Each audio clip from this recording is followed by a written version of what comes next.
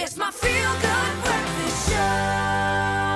Alrighty then, welcome back. It's a Tuesday morning, a fabulous, terrific Tuesday, I'd say. Welcome back to your Feel Good Breakfast show. And we're talking about something that I think we're all very familiar with. Think of yourself in that particular situation when it's 11 p.m., the night before, handing in a massive assignment, a big deadline of the year. You're ripping your hair out of your roots. You're guzzling down buckets of pure caffeine, just trying to give your focus more focus on the task at hand. You've had 6 months to finish the entire thing, but you didn't do anything about it. Have you ever wondered, why is it that concentration isn't there when you need it most? And that's exactly why we have guys like Dr. Darren Green to tell us all about it. We're talking about the science of concentration. Dr. Green, how are you doing? Fantastic. Excellent. Fantastic. In fact, focus quickly on this number on your screen right now, 021-430-9881, and give us a call if you have any questions or comments to make. That's right. Well, doctor, I want to know what part of the brain, uses the where does concentration where's it seated? Yes, where does it sit?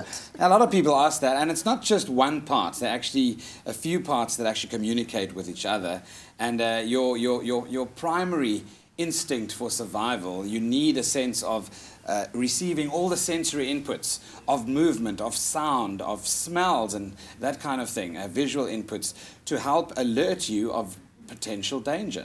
So to ensure survival of us as a species, the primitive part of your brain, which is located in the brain stem, so right at the top of the spinal cord is the long cord. At the top there's a swollen part called the brain stem, and that's where you'd find obviously a lot of these primary functions that are actually reflex reactions in scanning the periphery and adjusting your head angle to noise and that kind of thing. Voluntary concentration, however, is a little bit of a combination between that and a higher function, which is your more modern frontal parts of your brain. And it locates obviously with the emotional system as well, called the limbic system.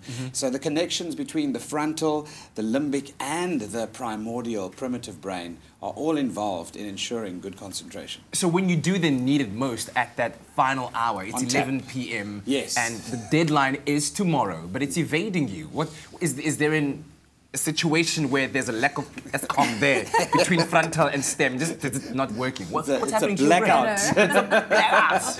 Yeah, so what actually happens during that time is that you're struggling to keep sustained focus on the one thing that you want to concentrate on, whether it be a really boring, bland textbook or picture or mind map or whatever you've created as a helping tool to help you remember something. But the problem there is the other distractions for primary function are things like sleep, hunger, distractions in terms of the background noise, all those things. Emotional distraction, the anxiety steals from your ability to voluntarily focus on things. So emotions play an incredible role when it comes to concentrating and doing well when you're under so much pressure. I can imagine. No, I find I'm, at my best when I'm removed from my comfort zone, which is home, so I can't work from home. But why is it that we get distracted so easily? Yeah, I think with nowadays, obviously with technology, there's the incoming WhatsApp, the incoming message, the flashing light that's busy, and your curiosity, the reward that comes from feeling that sense of belonging when you're getting lots of messages and likes on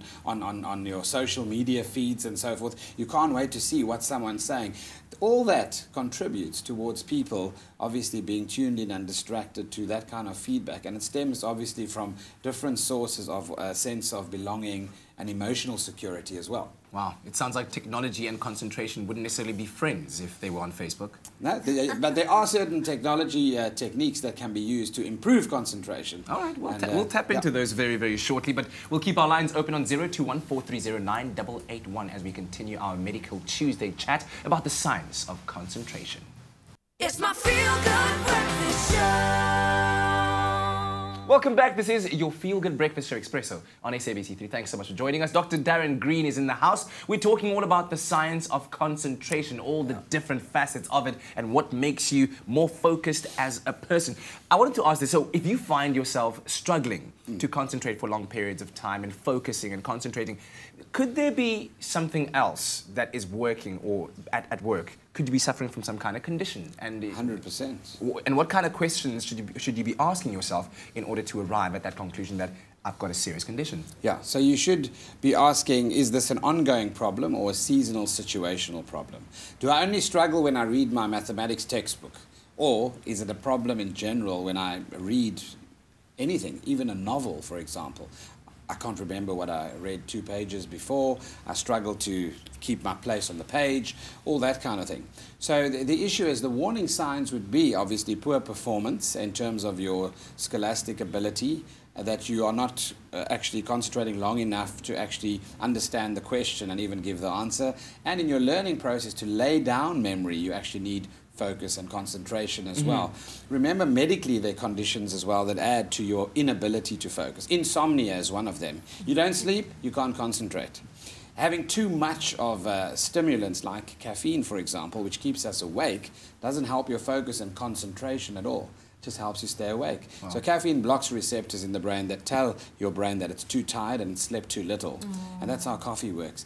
And then, of course, there are other conditions where there are chemicals from your thyroid hormone that can affect concentration, thyroid conditions, sugar problems like hypoglycemia and diabetes, hypertension, nutritional factors, vitamin shortages in your diet.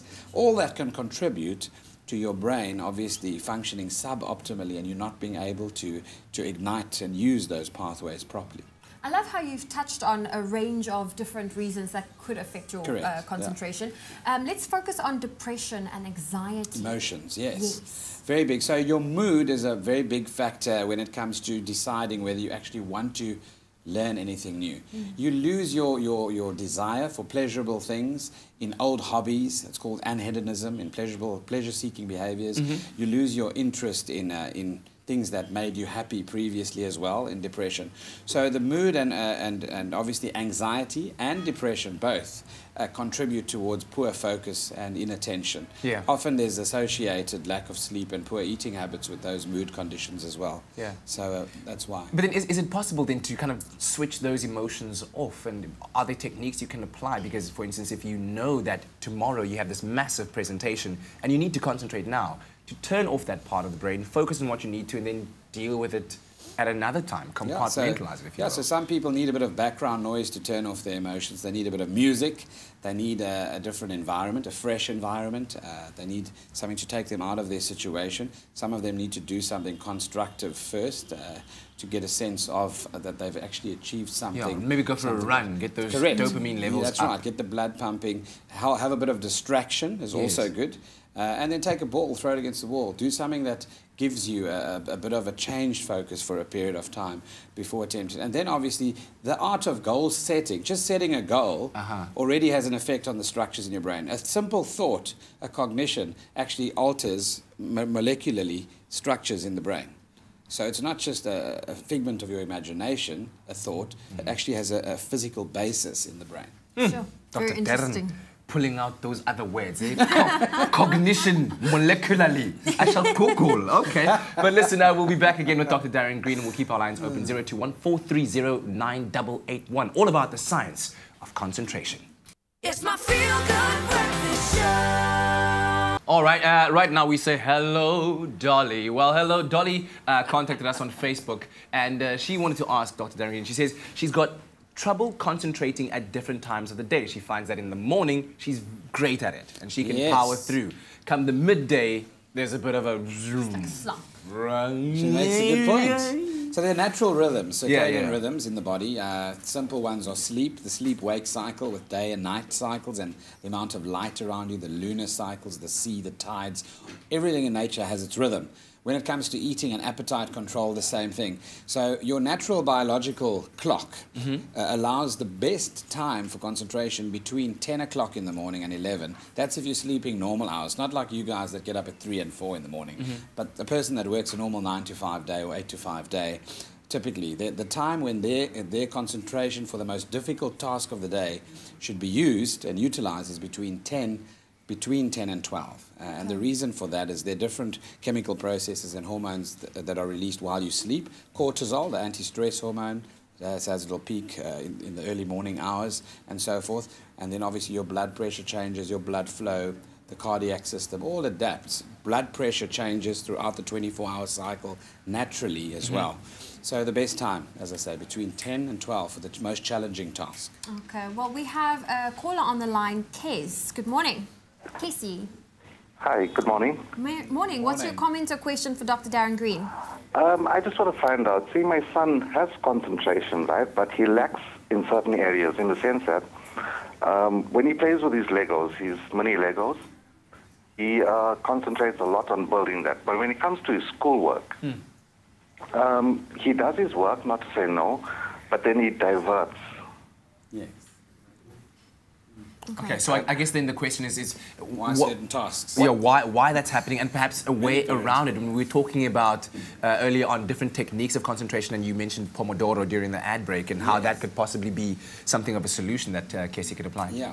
So he mentions two things. In the environment of playing with toys and Lego, it's one specific thing. It's a self-chosen topic or a self-chosen art that he enjoys and loves. When it comes to Pomodoro refers to you actually concentrating hard for about 20-25 minutes and then resting for a period of 5 to 10 minutes and then going back again. Yes. So in the classroom, if the teachers would actually start looking for visual cues that children are inattentive because of the content matter or because of it being too long that they're actually going in a session, and your ability to concentrate longer for small children, obviously, it does seem more challenging. So the teachers need to pick up, for example, on those irritation, what they call psychomotor irritation, and they need to then obviously give them a brain break.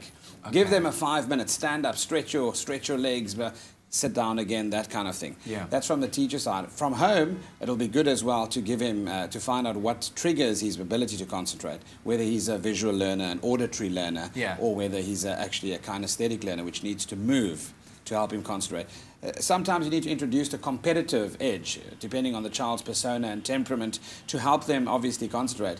Doing 10 math sums in 60 seconds, for example, can make them concentrate. Oh, I want to win, I want to win. Then they're in there. You need to unlock it. Unlock it. Okay, well, we have another caller on the line. Philip from Cape Town, good morning. Good morning. Morning, Gary. Morning, Doctor.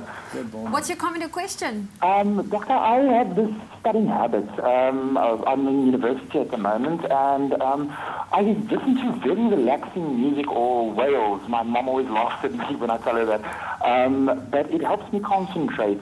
Can you perhaps tell me what's going on in my brain? Why can I concentrate? Yes. Well, you're having a whale of a time. No, what? Dolphins and whale noises. Some people, obviously, there were studies published on classical music as well. Some people study with that in the background. It's not the same for everybody. We need to start there. So his mom needs to understand as well what might work for him might not work for her or the other kids in the house. And that's simply because sensory-wise, you're all made up differently. Some people can handle background noise and background music, and if it's the same pitch and sound that gives that quiet white noise, in this case relaxing, soothing, more or less the same frequency stuff, it works on people that aren't oversensitive when it comes to their hearing and auditory sensation, and that's why it works for him. It helps also hijack certain pathways in the brain that would distract him to other things. Yeah. Okay. Philip, thank you so much for the call, and also thank you to Casey for the questions that you asked. I feel like just ending off on this is a yes or no question, right? When it comes to concentration, multitasking. Is that something that only women can do? No, yes, thank you. But the brain doesn't like it, by the way. Okay. Who's that's something I'm trying to apply. Like, even though you can multitask, doesn't mean you should. So correct. It comes at a cost for something, even like while driving, for example. Well, thank you very much, Dr. Darren, for joining us. We'll do this again next week, where we will answer the question to the meaning of life.